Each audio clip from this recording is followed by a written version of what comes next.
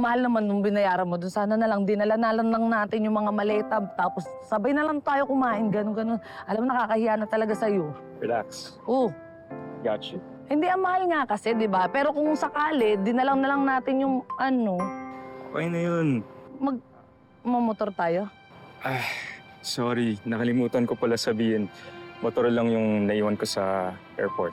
Pero kung hindi ka komportable... Hindi, ano ka ba? Sanay na sanay ako dyan. Okay lang sa akin yan. Ganda nga yun. Kasi yung tatay ko may motor din. Tapos tinuturuan niya ako dati. Kaya okay na okay sa akin yan. Ano ka pala? Oo. Ganda nga eh. Alam mo, ako na magdadrive kasi tinuruan ako ng tatay ko mag-banking dun sa mga lubak-lubak. Kaya. Kahit nga mag-helmet, kaya ko eh. Bakit ikaw?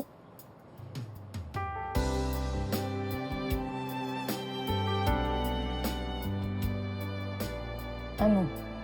Gusto mo ba? Ha? Sabi ko, gusto mo ba ako na mag-drive? Ano? Wag na. Wag na. Ako na lang. Baka mahilo ka sa gutom. Baka sumemplang pa tayo sa Ako na kasi, marunong nga ako niyo. Ba't pa ayaw mo maniwala sa akin na marunong nga ako mag-groove? Okay nga Tinuruan ako ng lang. tatay ko Kaya ko na to.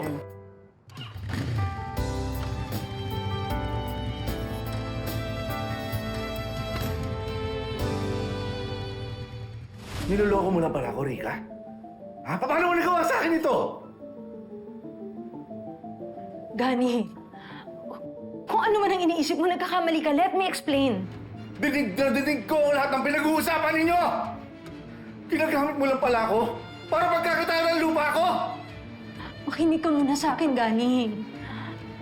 May mabigat na dahilan ako kung bakit ko to nagawa. Walang galang na po.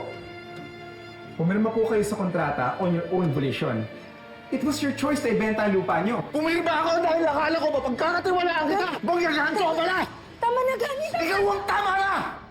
Manloloko palang traitor ka! Gani, sa bahay na tayo mag-usap. Nakakahiya. Ganyan ka pa talaga nahiya? Ipagdasal mo na sana lamunin ka na ng lupa dahil pagkatapos nito, wala ka na mukhang iyaharap sa mga tao!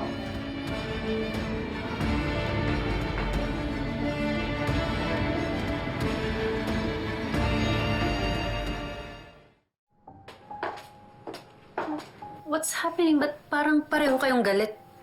Angela, lumabas ka na nga muna. Mag-uusap kami ng mami mo.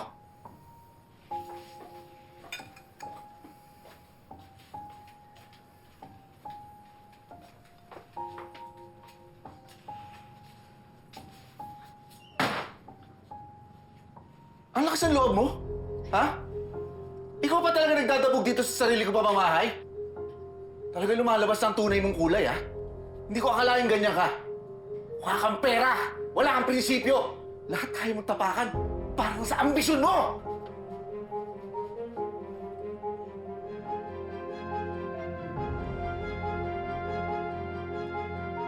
Kasalanan ko ba kung patay na patay ka sa akin? Kung nagpakatanga ka sa akin, pues wala ka nang magagawa. Dahil asawa mo na ako. Na pinagsisisihan ko!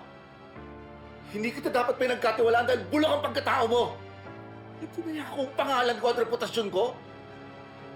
Pero hindi ko hahayaan na tuluyang masira ang pangalan ko. Well, it's too late for regrets, Gani. Dahil hindi mo na mababawi ang desisyon mo. Pumirma ka na at napagawa mo na rin yun sa mga kadimoy mo. Sa ayaw at sa gusto mo. Yun ang pangangatawanan mo! Hindi mo na ako mapapasunod na parang aso. Hindi mo na mahahawakan ang leeg ko. Dahil akala mo, kaya-kaya mong gawin yun dahil pumirma ako ng mga ilang pirasong papel? Ha? Gani! Ano ba? Hindi mo pwedeng galawin yan, Gani! Ano ginagawa mo? Tigilan mo ako! Mo kung pakialaman. Ano ba? Huwag mo galawin yan! Ano ba? Gani! Tigilan mo ako! Ano ba? Ito lang ba? Ito lang ba pinangahawakan mo? Ha? Walang kwenta to! Dahil simula ngayon, wala nang bisa na kasulat dito! Pinaghirapan ko yan, Gani! Hindi ako makakabayad na! Wala akong makuha sa property mo! Dumating ka dito na wala kang dala kundi puro utang. Kaya simula ngayon, ikaw na magbayad ng mga utang mo. Ha? Walang iya ka! Walang iya! Itiwan mo! Ano ba? Tigil ka! Alam mo ang gagawin ko? Ha? Sabihin ko sa lahat kung ano ang tunay ng plano mo. Sisiguraduhin ko na hindi ka na makapanloko. Hindi ko pababayaan ng mga taga rito na umasa sa mga plano mo. Sabihin ko sa kanila ang tunay na masama mong balak. Napagkakakitaan mo lang kami at hahagawan kami ng mga lupa. Itutuwid ko to. Itutuwid ko to.